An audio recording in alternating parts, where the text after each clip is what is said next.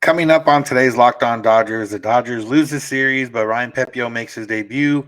We'll talk about that. We'll talk about Edwin Rios, and we'll talk about Dontrelle Willis on the Sportsnet LA broadcast. That's what's coming up, so make sure to keep it Locked On Dodgers.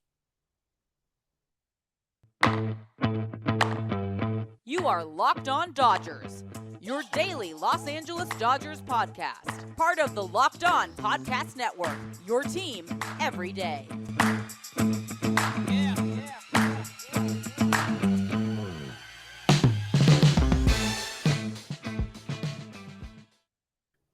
Yo, Dodger fans. Welcome to Locked On Dodgers. We are part of the Locked On Podcast Network, the number one local sports daily podcast network. Locked On, your team every day. Want to thank you for making Locked On Dodgers your first listen of the day every day. And remember, we are free and available wherever you get podcasts and on YouTube simply by searching for Locked On Dodgers. Make it easy on yourself and subscribe in all those places, and you won't miss a day because you know we're not going to. This is your first time listening or watching. I'm Vince Samperio, and I'm here with my co-host, Jeff Snider. And we are both lifelong Dodger fans that have been fans since the beginning, but we've also spent time covering the Dodgers in the press box and locker room. We're not quite insiders, which is probably a good thing, but we bring you the smart fans perspective on our boys in blue every single weekday morning. Subscribe, and you can hear us every single weekday morning being those smart fans talking about the Dodgers. Jeff, no matter how smart we are as fans, it doesn't make the way the series ended against the Pirates any better. And the game was ugly. The Dodgers didn't score much, and the Pirates did score a lot more. And there's not too much to get into. You know, the offense has off days. I don't think there's anything deeper that we haven't already talked about. But the main story was Ryan Pepiot making his MLB debut. He did not allow a run. He did struggle with command. The changeup looked really great at times. The fastball looked really great at times. He can just put that together in the strike zone a little bit more often. I think we got something here. Yeah, and I wonder if we need a new word. Like, there's control and then there's command. And we're smart enough to know those are two different things. But there might be a third thing we need, because I don't even know that this is command so much as Pepio taking a step up and basically facing better hitters than he has in the minors. And every level you go up, you face better hitters, and that means hitters who are less likely to chase. And with Pepio being so reliant on his changeup for most pitchers is a chase pitch. And so it's more a matter of figuring out, like, I don't think he threw that many pitches that weren't where he meant to throw them. It's just that the guys didn't chase him like they do in the minor leagues. And, we saw last year when he first went up to AAA, he struggled. And I think that was kind of the same thing, figuring out, these more advanced hitters in AAA, most of the guys have been in the big leagues. And so it's more advanced in AA. And so figuring, okay, I can't get him to chase a pitch that's 6 inches off the plate. I got to pull it within 3 inches, And here in the big leagues, some of these guys aren't even going to chase that. And so I think that's going to be the next step of Pepio's development, is figuring out more where he needs to throw it. And there may be an element of figuring out how to be successful throwing that changeup in the strike zone, at least sometimes. The example I always go back to is Kirby Yates when he was with the Padres and was really, really good. And the Dodgers were the only team that didn't struggle against him. And that was because Yates is a changeup guy, and the Dodgers figured out he never throws a changeup in the strike zone. So if you can identify that's a changeup, just don't swing. And then that way he has to either throw the changeup in the strike zone or throw a different pitch. And, that's why the Dodgers were able to get to him. And I think, the Dodgers pitching coaches and their development staff and everything, they're smart people. I think they're going to help Pepio figure this out. But I think that's more what it was, where he was throwing really good pitches that probably got chases in the minor leagues that just didn't in the big leagues today. Yeah, it's not like he was all over the place. You think of a guy like Tony Gonsolin, and sometimes he is kind of all over the place, not necessarily guys aren't chasing. He's just, can't figure it out sometimes. Whereas Pepio was getting strikes early in the count for the most part. He got to 2 strikes a lot of the times, and then did have some issues putting guys away because of, like what you said, guys not chasing him, having to come back into the zone. He ended up not allowing any runs, got into a couple jams there, but from the hard, like pure stuff wise, he looked pretty good. The fastball looked good. He blew it by a couple guys. He got also last year's All-Star Brian Reynolds on one in a key spot. So the stuff looked good, the fastball looked good. The changeup, the first changeup for the first strikeout of his career was pretty filthy. I think it was on Pitching Ninja. If it wasn't, it was all over the internet anyways. So that stuff was good. And like you said, yeah, I think it's just a matter of figuring out where he wants to throw stuff. Making the slight adjustment. It's inch adjustment. If you run it 1 inch more, maybe the guy chases it instead of not chasing it. I haven't seen him pitch too often, but just in terms of his mechanics, I don't know if that's how it always looks, but it did look to me like the changeup was being telegraphed a little bit, just the way he was throwing it. I don't know if you could tell that from the batter standpoint, but at least from the standpoint of behind the mound and slow, and even when they slowed it up, it looked like he was trying to place it a little bit rather than throwing it. But that might be how it looks normally. I'm not entirely sure. But if that was the case, you could tell why, because like you said, if he's trying to make those adjustments in game, that might be how he does it. Yeah, I also thought it was interesting that he hardly threw the slider at all. The slider is a pitch that he's mostly added this year that he's had some success with, and I guess he just never got to a point where he was comfortable with that. I don't know if it was a, pregame in the bullpen, he could tell he just didn't have a feel for it, or if it just the situation didn't come up and he wanted to rely on the pitches he was more comfortable with. But hopefully we can see that slider more often. It'll be interesting to see next week because the Dodgers, I think it's pretty much a foregone conclusion. He's going to be, I haven't seen anything yet, but I assume he'll be sent back to the minors immediately before today's game against the Phillies.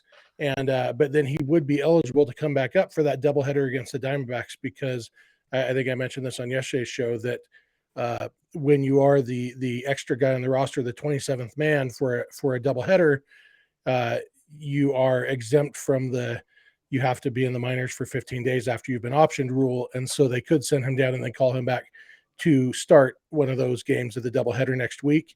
I'm hoping they do that. I'd like to see him get another chance. And, a guy's debut, you never know what to expect. Some guys come in and they're awesome, and then they end up not actually being that good.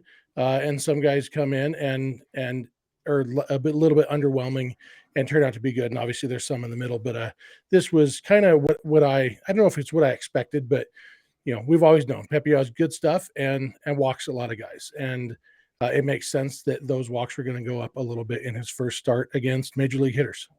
Yeah, especially early on, like you said, you don't know what you're going to get. Reed Detmers, I think, went into the game before the other night with like a 6 ERA, above a 6 ERA, and then threw a no-hitter. So yeah, you never know. But after that, after Pepio came in, basically became a bullpen game of sorts, and the Dodgers held it down for the most part up until later in the game. Tommy Kahnle came in and got ambushed. 5 pitches, 2 home runs, and a hit by pitch. Wasn't his best outing, but maybe one of those things. It seemed like the Pirates maybe had some strong scouting reports because they weren't swinging. They're being patient against Pepio and had done different things in the last 3 games, and then completely came out on Kahnle and swung it right away. So I don't know if that was in their scouting report or if they just saw something they liked. But other than that, I don't think there's too much cause for concern there.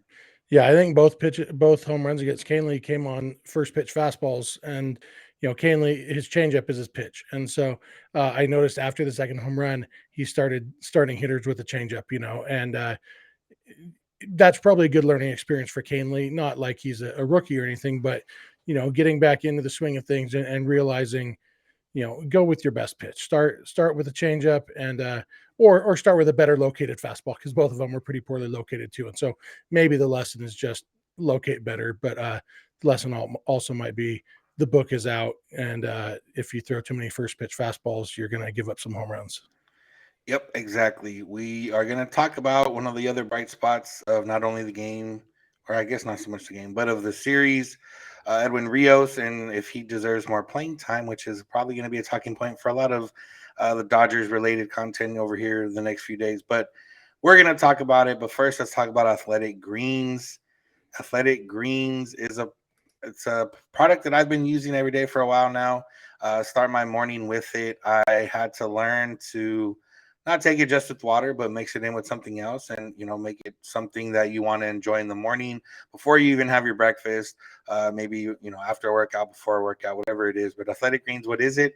Well, it's a scoop that you add to a drink or water that has 75 high quality vitamins, minerals, whole food source superfoods, probiotics, and adaptogens that helps your day start right, helps your gut health, your nervous system, your immune system, and also helps with energy, recovery, focus, and aging. Why wouldn't you want to try it? I'm not really sure. But it's not just me that tried it and liked it. They have over 7,000 5-star reviews online. It's been recommended by professional athletes and trusted by leading health experts such as Tim Ferriss and Michael Gervais. I'm not sure who they are, but I'm sure they are very much well respected in their proper fields. But to make it easy for you and try it yourself. Athletic Greens is going to give you a free 1-year supply of immune supporting vitamin D and 5 free travel packs with your first purchase. All you have to do is visit athleticgreens.com/MLB network.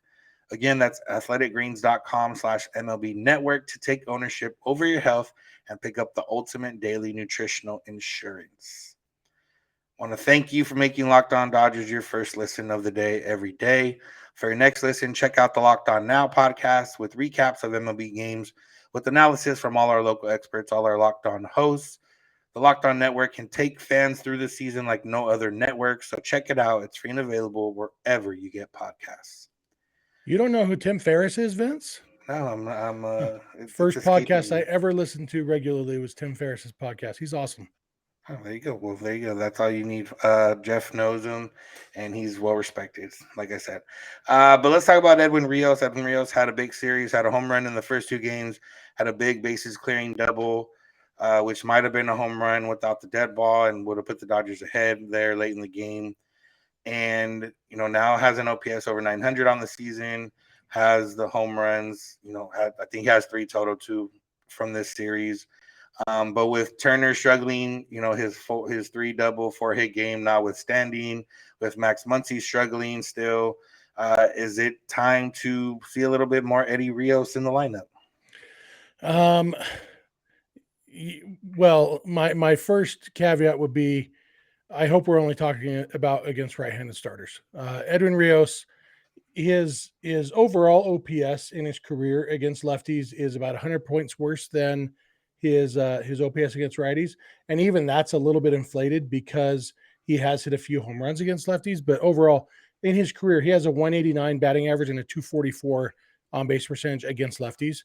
Edwin Rios is a platoon player, but with that said, yeah, he hits righties really well, and we haven't seen him at third base this year. I don't think we saw last year that he had put in a lot of work before he got hurt, or before we knew that he was hurt. He had played some third base, and I think he can be a passable third baseman. And as Justin Turner gets older and his defense is less and less to write home about, maybe the gap closes even more. Yeah, I mean, I would, especially since using Justin Turner at DH so often. Max Muncy is struggling too, and Muncy often hits lefties better than he hits righties anyway. And so I would like to see them get Rios in maybe a little bit more often against right-handed pitchers. I also like, though, having him available in a late inning pinch hitting opportunity. And that's where we saw his first home run of the series was in that situation in game 1 of the series. And so I think Edwin Rios is a very good hitter against right-handed pitching. And there's a balance between get him as many at-bats as you can and being able to pick and choose and laser target. Here is where we want him getting this at-bat. Because the fact is, on Wednesday, the Dodgers got a little bit lucky that his spot happened to come up with bases loaded against a right-handed pitcher. And when he's on the bench, you can actually do that on purpose, and you don't have to depend on luck to put him up in the right spot. You can deploy him whenever, although, there is a limited number of Dodgers players who you want to hit for, I guess. And so I guess if Hanser Alberto was in the lineup, that's a no-brainer, but you're not going to pinch hit for Mookie or Trey or even Justin Turner, pinch hitting opportunities aren't going to come very often for him. So maybe the only way to get him at bats is to start him more often.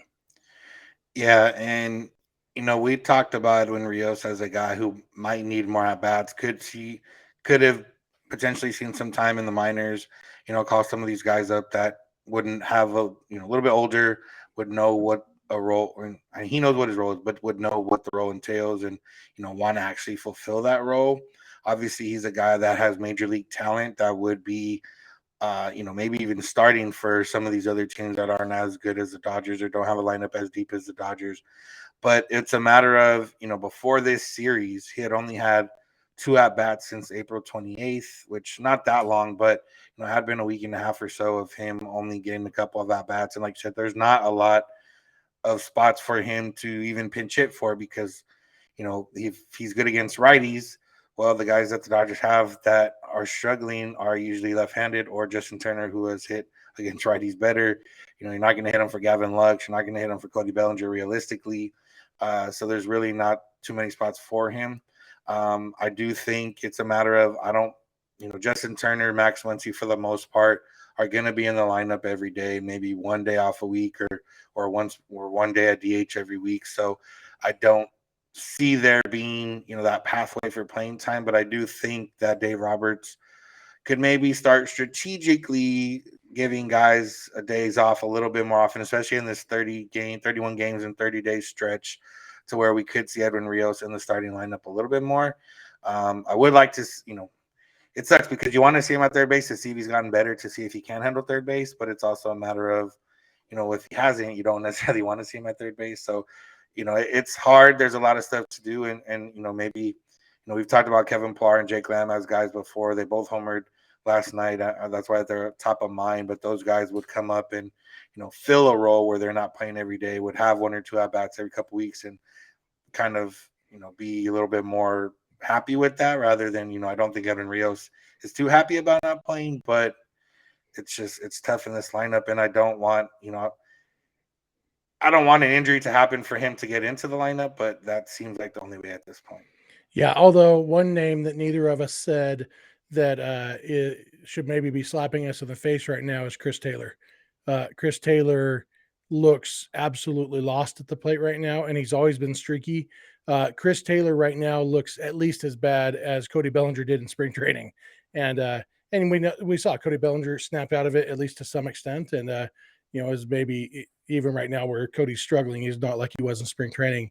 But Chris Taylor, we've seen Gavin Lux has played left field the last 2 days, and overall he's done pretty well. He did take one bad route that turned a single into a triple, and it ultimately cost the Dodgers a run, unfortunately. But that's to be expected a little bit. I think Lux has the athleticism to be a solid left fielder, and the way the Dodgers roster and lineup is set up, a day off for anyone can turn into a start for Edwin Rios. You just move guys around, and I don't know if it was with that in mind or just coincidence that Gavin Lux has played left field the last 2 days. But basically it seems like with Chris Taylor and Justin Turner and Max Muncy all struggling the way they are right now, and even Bellinger for that matter, it probably shouldn't be too hard to get Edwin Rios half the starts against right-handed pitchers, get him in there a couple times a week at least. Yeah, and that's something that we may see now, and kind of something I alluded to the other day is the Dodgers have always been able to give these leashes, not always, but for the most part, been able to give these leashes to guys. We've seen it, we've seen it with Chris Taylor before, and we've seen it with Cody Bellinger before, and we've seen it with other guys before. They usually either get right or, like in 2018, they don't get right, and they start to have line shifts of platoons, and I don't see it going to that extreme. But with the NOS still so good so far, the Dodgers margin for error isn't as strong or isn't there as much as it was before. So maybe a guy like riding the hot hand, what if they give Edwin Rios a few more starts and then he kind of cools off and it was maybe just this series thing, or maybe it's just a weekly thing, and then they can kind of go back to where they were. I think it's one of those where you might want to ride the hot hand and try to get him a couple more ABs this week and see if it's something where, because he looked good in spring. He looks good so far this season, but it's always been in limited capacity. You don't know if you start hitting him more often, if that's still going to be the case. Yeah, and the key, like I started the segment with, is putting him in positions to succeed, and that means the vast majority of at-bats coming against right-handed pitching. That it's always been a thing where Dodger fans, even today, people were celebrating that Rios didn't get El Bencho after his big game yesterday. It was a left-handed starter. He probably should got El Bencho, but Mookie needed the day off, and so it is what it is. But overall, Dave Roberts is pretty good at putting guys in position to succeed, and maybe not always with his relief pitching choices, but offensively. So hopefully they will continue to do that, and most of his at-bats will come against righties. Yeah, so we'll see how it goes here the next couple weeks or so. Next, we're going to talk about Dontrelle Willis. He made his debut on the broadcast on this road trip, and now we got 6 games of him to talk about. So we'll talk about him. But first, let's talk about BetOnline, because our partners at BetOnline continue to be the number one source for all your betting needs and sports info. They got all the latest odds. They got all the latest news and all the latest sports developments, including this year's basketball playoffs, MLB scores, UFC and boxing fights, and even next season's NFL futures. The NFL schedule release is today on Thursday. I'm sure you'll be able to start putting some stuff there as you see how the schedules play out. So make sure to head over to BetOnline. They'll have you all covered for all that. They're your continued source for all your sports wagering information, from live betting to playoffs, esports, and more. Check it out. Probably whatever you're looking for, betonline.net has it. Head to the website today on your laptop or mobile device and learn about all the trends, learn about all the action, and see where you can get in on it. BetOnline, where the game starts. All right, finishing up with Dontrelle Willis, made his Sportsnet LA broadcast debut. He's been in the studio this season so far, but was in the booth with Joe Davis on this road trip. And I tweeted one of the first games that I really liked him so far. There was some mixed responses, a lot of positive responses. Some maybe, not as his biggest fan. I know one of my uncles wasn't his biggest fan, but felt like he got better as the road trip went on. But I don't know if you tweeted anything about it, but we haven't talked about it, me and you. So I'm interested to hear your thoughts. Yeah, I did tweet about it a little bit during Wednesday's game, but kind of in general, I think what we see, the response every time there's a new announcer, we saw it with Karras, we saw it with Jessica Mendoza, and now we saw it with Dontrell, is some people just don't like change. And I think that was maybe a little bit stronger with Jessica Mendoza, because she's not just a change in Joe Davis's partner, but she's also a kind of voice that you don't hear as often on a baseball broadcast. And so people jump immediately to sexism. And I don't think the people who don't like Jessica Mendoza are sexist. I think people are used to hearing a man's voice. And so it's something innate in their brain that, oh, this is different, I don't like it. And all of us, our goal should be to, when we encounter something different, to actually judge it on its merits and not on, this is different, so I don't like it. And that's a challenge that I think it's human nature to struggle with that. And so with that said, Dontrelle Willis, yeah, I mean, he's different. He's different than Oral Hershiser for sure. He's different than Eric Karras. He's different from Jessica Mendoza. And in almost every way that he's different, I found myself really enjoying him. And I did have to give myself, because I'm a human being too. And so at the beginning, I thought, well, this is different. I wonder if I like this or not. But I always try to focus and say, okay, but is it good? And for me, what I loved about Dontrelle Willis is, it's kind of what we talked about. I don't know if it was you and me together or me alone, but talking about my issues with some of the, let's say, the Dodgers radio color commentator. I'm not going to say his name. I'm sure he's a very nice guy, and he's named after a day of the week, and that's cool. I love everything about him except listening to him on a baseball game, because it doesn't sound like he likes baseball anymore. And Dontrelle Willis gave the exact opposite. Like, he seems like a guy who loves watching baseball, and he used to play. He's an expert in it, and that's what you want in a color commentator. I saw somebody in my Twitter mentions said, at least he's picked up a ball, unlike that stuffed shirt Joe Davis. Well, Joe Davis was a college football quarterback. He's a very good athlete too. He played baseball. Like, Joe Davis could probably kick that dude's butt. Joe's in great shape, and you don't have to have been a former player to be a play-by-play guy. Your job is to describe the action. And Joe Davis is very, very good at interacting with his color commentators, asking them questions about their playing days or about their areas of expertise. In the case of Jessica Mendoza, who hasn't played Major League Baseball, but she has plenty of experience, and Joe Davis is very good at that. But for a color commentator, yeah, you want somebody who has played the game and who still loves baseball. It's why we don't like John Smoltz, because he sounds like he doesn't like baseball anymore. Dontrelle Willis, there's a strikeout. I think it was Evan Phillips struck a dude out on a slider. And as Joe Davis is calling the strikeout, like a play-by-play guy's job is, Dontrelle Willis was going, ooh, woo. And that's awesome. It was a great slider. It was beautiful. And Dontrelle Willis had fun with it. And so it's like, you can tell that Dontrelle isn't a polished broadcaster. And that's what I like about him. It actually reminded me of, that's what I liked about A-Rod when he first started on TV, because that's how A-Rod was. And A-Rod's gotten so bad, people forget that. But for me anyway, I really liked A-Rod when he started, because it was that same thing. Here's a guy who loves baseball, knows a ton about it, and is just enjoys talking baseball. And A-Rod got so interested in being a professional broadcaster that he stopped being good at what made him good. And Dontre Willis, I hope he never changes, because what makes him good is that he knows what he's talking about and he loves talking about it. And that's a great combination.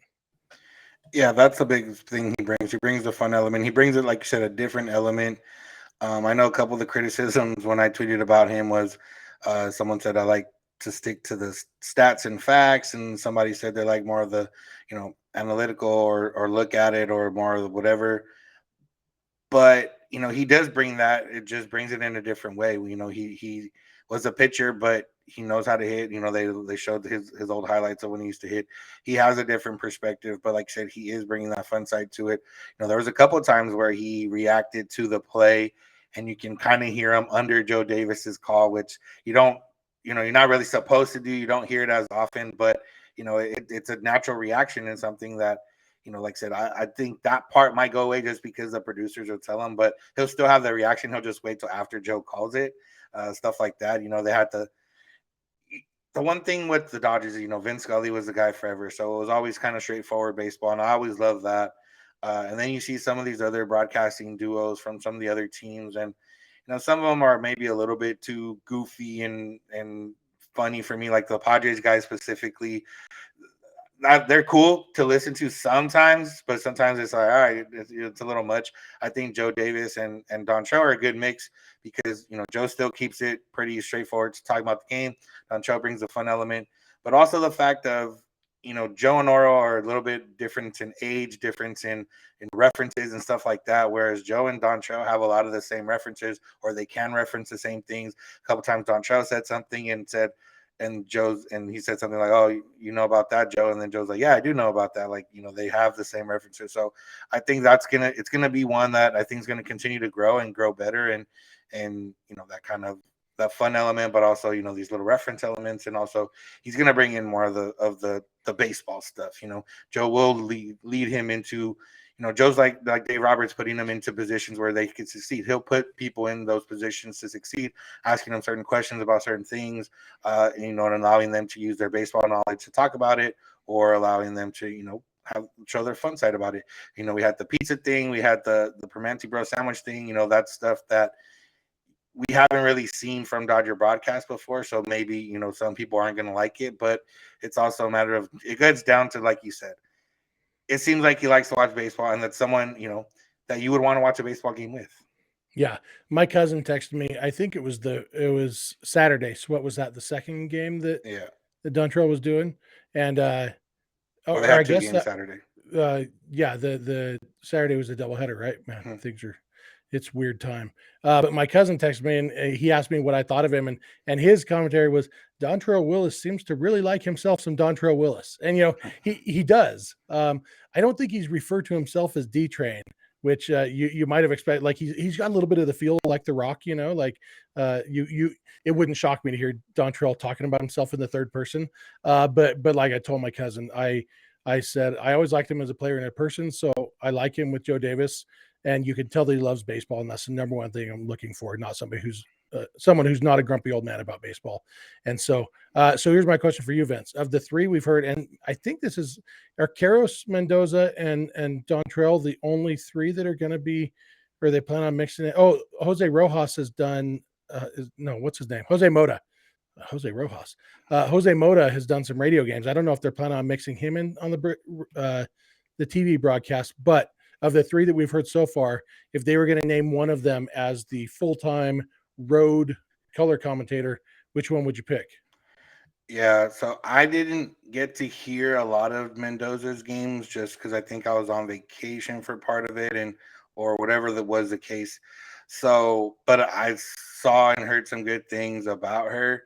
I think Karros is a guy who at this point has been in it long enough to where he doesn't bring too much to the table for me. I like Eric Karros as a player back in the day, and he's good at the job, but he doesn't bring too much for me. So it'd be between Dontrell and Jessica Mendoza. I do have to hear a little bit more Jessica Mendoza, so I would lean Dontrell right now. But if I listened to Jessica and I liked what she was doing, then I'd probably have a little bit more of an internal debate. Yeah, I think that Karros is definitely a more polished color commentator. He's been doing it on the national level for a long time. I really enjoyed him, but like you said, nothing really to write home about. I thought he was a solid replacement for Oral for that series. Mendoza, between Mendoza and Dontrell, I feel like Dontrell has much better chemistry with Joe Davis. Yeah. And not as a criticism of Jessica or anything, but I feel like Joe and Dontrell's chemistry was really good. And ultimately, I wouldn't say I'm sad that Oral's going to be back for today's game because they'll be back at home, but I am looking forward to the next time that I get to hear Dontrell and Joe Davis together, and I think that says something to me. I try to avoid recency bias, so I'll see how I feel a week from now. But as of right now, I'm looking forward to hear some more Dontrell. Yeah, like I said, I do think I do like that chemistry because they are a little bit closer in age. They do have the same references, and most of those references are similar in age to me as well. So some of them hit a little bit different, but the good thing is that when we don't dislike any of them, and as Dodger fans, we continue to have one of the, always had one of the better broadcasting crews in general, and that's going to continue forward, hopefully for a while with Joe Davis sticking around. But that's all we had planned for today. We did have one question about Clayton Kershaw that we'll maybe get into tomorrow. But Jeff, you got anything else you want to add?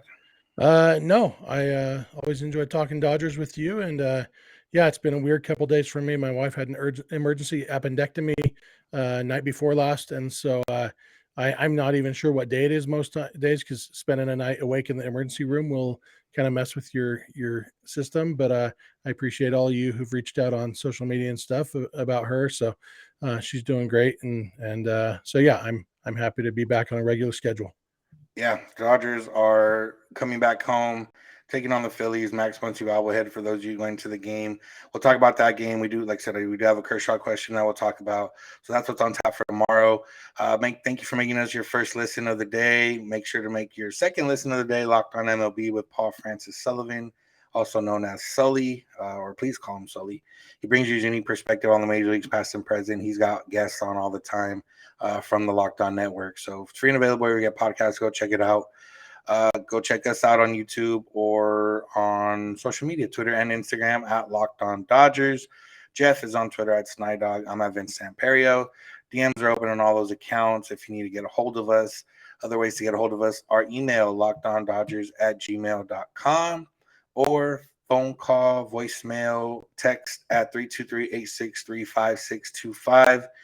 We're here every weekday morning, and we hope you'll be with us when you get in your car. If you're at home, tell your smart device play podcast, Locked On Dodgers. And remember, you don't have to agree. You just have to listen. Have a good one. We'll talk to you tomorrow.